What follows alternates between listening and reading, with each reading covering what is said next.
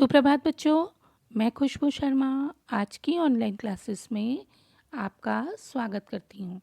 बच्चों, आज हम पढ़ने वाले हैं कक्षा 8वीं, विषय हिंदी का पाठ 7, क्या निराश हुआ जाए। आइए बढ़ते हैं पाठ की ओर। मेरा मन कभी कभी बैठ जाता है। समाचार पत्रों में ठगी, डकैती, चोरी, तस्करी और भ्रष्टाचार के समाचार भरे रहते हैं। आरोप प्रत्यारोप का कुछ ऐसा वातावरण बन गया है कि लगता है कि देश में कोई ईमानदार नहीं आदमी ही नहीं रह गया है। हर व्यक्ति संदेह की दृष्टि से देखा जा रहा है। जो जितने ही ऊंचे पद पर हैं उनमें उतने ही अधिक दोष दिखाए जाते हैं। तो इस तरह से लेखक समाचार पत्रों को पढ़ते हैं तो उन समाचार पत्रों को पढ़कर उनका मन बैठ सा जाता है। और क्यों ऐसा होता है? क्योंकि समाचार पत्रों में उन्हें हर समय ठगी, चालबाजी की, डकैती, चोरी, तस्करी, चोरी से सीमा पार माल ले जाने की क्रिया और भ्रष्टाचार अर्थात अनैतिक आचरण जैसे ही समाचार उन्हें हर तरफ दिखाई देते हैं। आरोप प्रत्यारोप का कुछ ऐसा वातावरण बन गया है, अर्थात हर व्यक्ति किसी भी कार्य के लिए दूसरे व्यक्ति पर दोष लगाता है। और इन आरोप प्रत्यारोप के जो माहौल को देखकर लेखक को लगता है कि देश में कोई ईमानदार आदमी ही नहीं रह गया है और हर व्यक्ति को शक की नज़र से देखा जा रहा है। जो जितने ऊंचे पद पर है उनमें उतने ही अधिक बुराई दिखाई जाती है। आगे बढ़ते हैं बच्चों। एक बहुत बड़े आदमी ने मुझसे एक बार कहा था कि इस समय सुखी वही है जो कुछ नहीं करता है। अर्थात लेखक कहते हैं कि संसार में समय ऐसा चल रहा है कि वही व्यक्ति सुखी है जो कुछ भी नहीं करता है। जो कुछ भी करेगा उसमें लोग दोष बुराइयां ढूंढने लग जाते हैं उसके कामों में, और उसकी एक गलती के लिए उसके सारे गुण भुला दिए जाते हैं और उसके दोषों को बहुत अधिक बढ़ा चढ़ाकर दिखाया जाने लगता है। लेखक कहते हैं कि दोष किसमें नहीं होते, दोष हर किसी में होते हैं। यही कारण है कि हर आदमी दोषी अधिक दिखता है, गुणी कम। क्योंकि बच्चों, हम हर व्यक्ति के दोषों को अधिक देखते हैं और उसके गुणों को देखना कम कर देते हैं। या तो देखते ही नहीं या बिल्कुल नहीं देखते या कम कर देते हैं। इस तरह से लेखक कह रहे हैं। गुणी अर्थात अच्छाई। स्थिति अगर ऐसी है तो निश्चय ही चिंता का विषय है, क्योंकि इससे क्या होगा बच्चों, हर व्यक्ति एक दूसरे के दोषों को देखेगा, उसके गुणों को देखना पूर्णतः बंद कर देगा।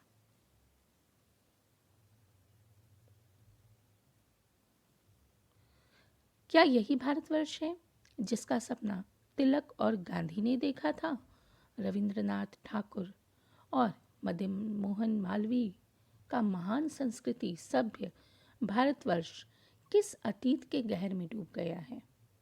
आर्य और द्रविड़, हिंदू और मुसलमान, यूरोपीय और भारतीय आदर्शों की मिलन भूमि, मानव महासमुद्र क्या सूख ही गया? मेरा मन कहता है ऐसा हो ही नहीं सकता। हमारे महान मनीषियों के सपनों का भारत है और हमेशा रहेगा। यहाँ लेखक के मन में सवाल आता है बच्चों, क्या यही भारत देश था जहाँ आज इस तरह की जो खबरें हैं लेखक को देखने को मिलती हैं, जिसका सपना आज़ादी के समय हमारे नेताओं ने देखा था, महात्मा गांधी जी ने देखा था, बाल गंगाधर तिलक जी ने देखा था, और रविंद्रनाथ ठाकुर, मदन मोहन मालवीय जी की महान परंपरा संस्कृति का जो भारत है, सभ्य भारत जो था, क्या वो बीते हुए समय के गड्ढे में डूब चुका है? क्या वो पहले जब ये थे, चाहे हम गांधी जी की बात करें, तिलक जी की बात करें, मालवीय जी की बात करें, ठाकुर जी की बात करें, क्या ये जो हमारी भारतीय संस्कृति थी, सभ्यता थी, क्या वो अतीत के साथ ही डूब गई उस गड्ढे में? आज हमारे वर्तमान में क्या वो संस्कृति, वो सभ्यता हमें देखने को नहीं मिलेगी? आर्य और द्रविड़, हिंदू और मुसलमान, यूरोपीय और भारतीय आदर्शों की मिलन भूमि, मानव महासमुद्र क्या सूख गया? अर्थात जहाँ पर इन सारी संस्कृतियों का संगम हुआ था, ऐसा महासागर था हमारा भारत, क्या वो आज नहीं रहा है? मेरा मन कहता है कि ऐसा नहीं हो सकता। हमारे महान मनीषियों ऋषियों के सपनों का भारत है ये, और ये ऐसा कभी नहीं बन सकता है। आगे देखेंगे बच्चों। यह सही है कि इन दिनों कुछ ऐसा माहौल बना है कि ईमानदारी से मेहनत करके जीविका चलाने वाले निरीह और भोले भाले श्रमजीवी पिस रहे हैं और झूठ तथा फरेब का रोजगार करने वाले फल फूल रहे हैं। अर्थात बच्चों, लेखक कहना चाहते हैं कि आज का समय ऐसा है जो ईमानदारी से अपने रोजगार को कर रहा है, कमज़ोर है, मेहनत करने वाला है, वह क्या हो रहा है, पिस रहा है। अर्थात उसे हर समय जो है अभावों का सामना करना पड़ रहा है, क्योंकि और जो झूठ और धोखे से जो रोजगार कर रहे हैं वो सफल अधिक हो रहे हैं, ऐसा लेखक कहते हैं। ईमानदारी को मूर्खता का पर्याय समझा जाने लगा है। सच्चाई केवल भीरू और बेबस लोगों के हिस्से पड़ गई है। ऐसी स्थिति में जीवन के न मूल्यों के बारे में लोगों की आस्था ही हिलने लग गई है। तो इस तरह से ईमानदारी को जो है बच्चों मूर्खता का समानार्थी समझा जाने लगा है। अर्थात जो व्यक्ति ईमानदार है वह मूर्ख है। सच्चाई जो है केवल डरपोक, बेबस, लाचार लोगों के हिस्से आ गई है, और ऐसी स्थिति में जीवन के जो मूल्य हैं, जो आस्थाएं हैं, उनसे जो मानव का विश्वास है वो कहीं ना कहीं हिलने लगा है।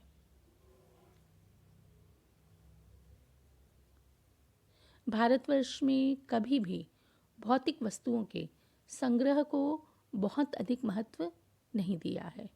उसकी दृष्टि से मनुष्य के भीतर जो महान आंतरिक गुण स्थिर भाव में बैठा है वही चरम है और परम है।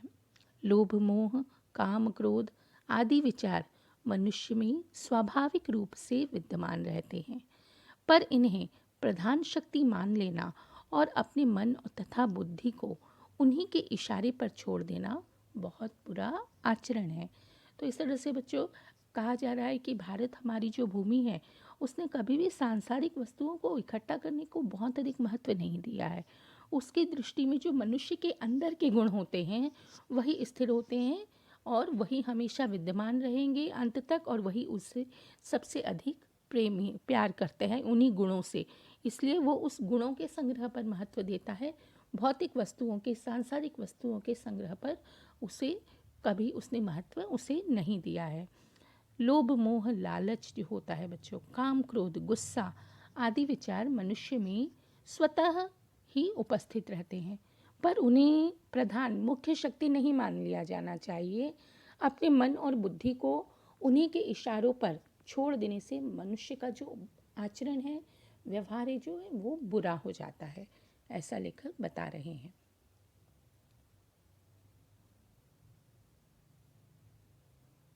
आगे देखेंगे बच्चों।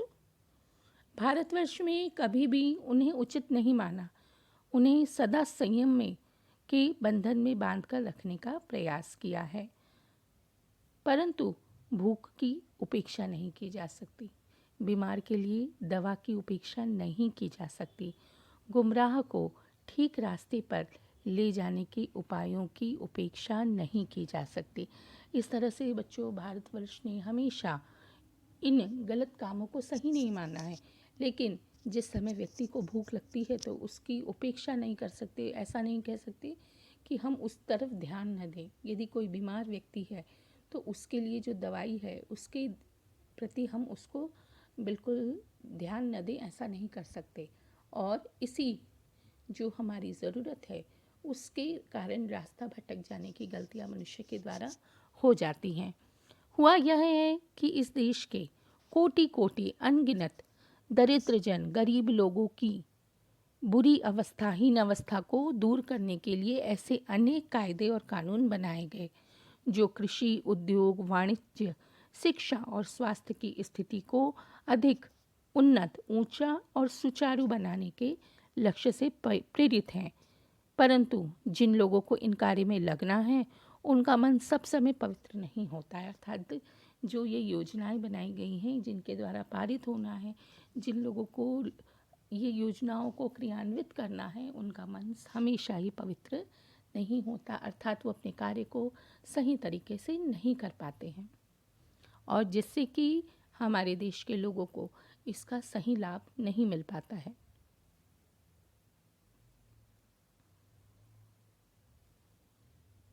प्रायः वे ही लक्ष्य को भूल जाते हैं और अपनी ही सुख सुविधा की ओर ध्यान देने लग जाते हैं, अर्थात वो अपने कार्य को भूलकर केवल स्वयं के सुख और सुविधा की ओर ध्यान देते हैं। भारतवर्ष सदा कानून को धर्म के रूप में देखता है। आज एकाएक कानून और धर्म में अंतर कर दिया गया है, अर्थात भारतवर्ष में कानून, हमारी जो कानून व्यवस्था है, को धर्म माना जाता है, कानून का पालन करना। किंतु आज हम देखते हैं तो हमें कहीं न कहीं कानून और धर्म में अंतर देखने को मिलता है। धर्म को धोखा नहीं दिया जा सकता, कानून को दिया जा सकता है। अर्थात कहीं न कहीं धर्म के नाम से लोग डरते हैं, लेकिन कानून के नाम से नहीं डरते हैं। यही कारण है कि जो लोग धर्म भीरू हैं, अर्थात जो लोग अधर्म करने से डरते हैं, वे कानून की त्रुटियों, गलतियों का लाभ उठाने में कहीं से भी हिचकिचाहट नहीं करते हैं। उनके अंदर कहीं से भी कानून की जो त्रुटियां हैं, जहाँ से वो कानून से बच सकते हैं, ऐसे साधनों का वो प्रयोग करने में कहीं से भी नहीं डरते हैं। इस बात के पर्याप्त प्रमाण खोजे जा सकते हैं कि समाज के ऊपरी वर्ग में चाहे जो भी होता हो, भीतर भीतर भारतवर्ष अब भी यह अनुभव कर रहा है कि धर्म जो है कानून से बड़ी चीज़ है। तो इस बात के हमको उचित सबूत मिल चुके हैं कि समाज का जो ऊपरी वर्ग है, चाहे जो भी होता रहे, किंतु भीतर ही भीतर आज भी भारतवर्ष में धर्म जो है कानून से बड़ी चीज़ है, क्योंकि इंसान धर्म के नाम पर धोखा नहीं करता, लेकिन कानून को धोखा देने का प्रयास करता है। आगे देखेंगे। अब भी सेवा, ईमानदारी, सच्चाई और आध्यात्मिकता के मूल्य बने हुए हैं। वे दब अवश्य गए हैं, लेकिन नष्ट नहीं हुए हैं। कहीं न कहीं बच्चों, आज भी सेवा की भावना हमारे अंदर, ईमानदारी, सच्चाई और आध्यात्मिकता, भगवान से संबंधित जो मूल्य है, वो आज भी हैं। हाँ, ये हो सकता है कि उस पर एक परत आ गई हो, किंतु वह पूर्णतः नष्ट आज भी नहीं हुए हैं। आज भी वह मनुष्य से प्रेम करता है, महिलाओं का सम्मान करता है, झूठ और गलत चोरी को गलत समझता है, दूसरे के पीड़ा को पहुंचाना, किसी को तकलीफ को पहुंचाने को, किसी को दुख को देने को वह पाप समझता है। तो ये कहीं न कहीं भारतवर्ष में आज भी धर्म विद्यमान है। हर आदमी अपने व्यक्तिगत जीवन में इस बात का अनुभव करता है। समाचार पत्रों में जो भ्रष्टाचार के प्रति इतना आक्रोश है, वह यही साबित करता है कि हम ऐसी चीज़ों को गलत समझते हैं और समाज में उन तत्वों की प्रतिष्ठा कम करना चाहते हैं जो गलत तरीके से धन या मान का संग्रह करते हैं। तो इस तरह से बच्चों, हर व्यक्ति अपने जीवन में इस बात का अनुभव करता है कि जो समाज में यह जो बुरा आचरण व्याप्त हो गया है, समाचार पत्रों में इसका छपना, और ये कहीं न कहीं हमारे अंदर का आक्रोश है, जो साबित करता है कि हम इन चीज़ों को गलत समझते हैं और समाज में उन तत्वों की प्रतिष्ठा अर्थात इज्जत नहीं है, उसको हम कम करना चाहते हैं। और गलत तरीके से धन को संग्रह करना, ये सम्मान का प्राप्त होना, इसे हम कहीं से भी सही नहीं मानते। इकट्ठा, संग्रह का अर्थ होता है इकट्ठा करना बच्चों। आगे देखेंगे। दोषों का पर्दाफाश करना बुरी बात नहीं है। बुराई यह मालूम होती है कि किसी के आचरण के गलत पक्ष को उद्घाटित करके उसमें रस लिया जाता है और दोषोत्पादन को एकमात्र कर्तव्य मान लिया जाता है। बुराई में रस लेना बुरी बात है, अच्छाई में उतना ही रस लेकर उजागर ना करना और भी बुरी बात है। सैकड़ों घटनाएं ऐसी घटती हैं जिन्हें उजागर करने से लोकचित्त में अच्छाई के प्रति अच्छी भावना जगती है। तो इस तरह से बच्चों, दोषों का पर्दाफाश करना अर्थात भेद खोलना बुरी बात नहीं है, किंतु यह बुराई तब बन जाती है जब हम किसी के व्यवहार के गलत पक्ष को उजागर कर कर उससे आनंद लेते हैं, रस लेते हैं। हमारा उद्देश्य उसका मज़ा लेना होता है और किसी के दोषों को, कमियों को दिखाने ही हम अपने जीवन का इकलौता फ़र्ज़ मान लेते हैं। बुराई में रस लेना बुरी बात है, किसी की बुराई को दिखाकर उसका आनंद लेना, उसका मज़ा लेना, ये बहुत गलत बात है। अच्छाई में उतना ही रस लेकर उजागर न करना और भी बुरी बात है। और यदि हम किसी के जीवन के अच्छे पक्ष को देखते हैं और उसे हम नहीं बताते, केवल उसके बुराइयों को बताते हैं, तो यह तो बहुत ही उजागर करना अर्थात प्रकट न करना भी बहुत गलत बात है। सैकड़ों घटनाएं ऐसी घटती हैं जिन्हें उजागर करने के लिए आम जनता को प्रसन्न करने वाले में अच्छाई के प्रति अच्छी भावना जगती है। अर्थात ऐसी बहुत घटनाएं हैं बच्चों जो हमारे मन में अच्छाई, जो लोगों की अच्छाइयाँ हैं वो उजागर करती हैं। लेकिन हम क्या करते हैं, व्यक्ति के दोषों को, गलत पक्षों को उद्घाटित करना ही अपने जीवन का उद्देश्य बना लेते हैं और उन वो अच्छे पलों को, अच्छी घटनाओं को जो उसने अपने जीवन में की है उसके बारे में कभी चर्चा ही नहीं करते हैं, जो कि एक बहुत ही गलत बात है। और दोषों का पर्दाफाश करना केवल हम अपने आनंद के लिए कर रहे हैं तो यह और भी गलत बात है। किसी के भेद को खोलना केवल हमारा आनंद प्राप्ति का साधन हो तो यह बहुत ही गलत बात है। आगे बढ़ेंगे बच्चों। अब लेखक अपने साथ घटित एक घटना का यहाँ वर्णन कर रहे हैं। लेखक बताते हैं कि एक बार रेलवे स्टेशन पर टिकट लेते हुए गलती से मैंने 10 की बजाय 100 रुपये का नोट दिया और जल्दी जल्दी में गाड़ी में आकर बैठ गया। थोड़ी देर में टिकट बाबू इन दिनों के सेकंड क्लास के डिब्बे में हर आदमी का चेहरा पहचानते हुए वहाँ उपस्थित हुए। अर्थात एक बार स्टेशन में लेखक महोदय जब टिकट ले रहे थे तो वो 10 की बजाय 100 रुपये का नोट दिए और जल्दी जल्दी गाड़ी में आकर बैठ गए। अब थोड़ी देर में देखते हैं कि जो टिकट चेकर है वो हर व्यक्ति के चेहरे को पहचानते हुए वहाँ हाजिर हुआ। और आगे क्या होता है, उसने मुझे पहचान लिया और बड़ी विनम्रता के साथ मेरे हाथ में 90 रुपये रखे और बड़ी ही शालीनता के साथ उन्होंने, टिकट चेकर ने जो है उस व्यक्ति के, लेखक के हाथ में जो है 90 रुपये वापस रख दिए और बोला, यह बहुत गलती हो गई, आपने भी नहीं देखा और मैंने भी नहीं देखा। उसके चेहरे पर विचित्र संतोष की गरिमा थी। मैं चकित रह गया। इस तरह से जो टिकट चेकर थे, टिकट बाबू जो थे वहाँ के, वो आए और उन्होंने जो 90 रुपये है वो लेखक के हाथ में दे दिए और कहा कि ये बहुत बड़ी गलती हो गई, अनोखा गलती हो गई कि आपने भी नहीं देखा, मैंने भी ध्यान नहीं दिया। और जब उन्होंने ये 90 रुपये वापस किए मुझे, तो उनके जो चेहरे पर बच्चों एक अनोखा संतोष, तसल्ली थी जिसे देखकर लेखक भी हैरान थे। बच्चों आगे का पाठ हम भाग 2 के अंतर्गत पढ़ेंगे। आशा है आज भाग 1 में आपको जो भी पाठ से संबंधित बताया गया होगा वो आपको समझ में आया होगा। धन्यवाद।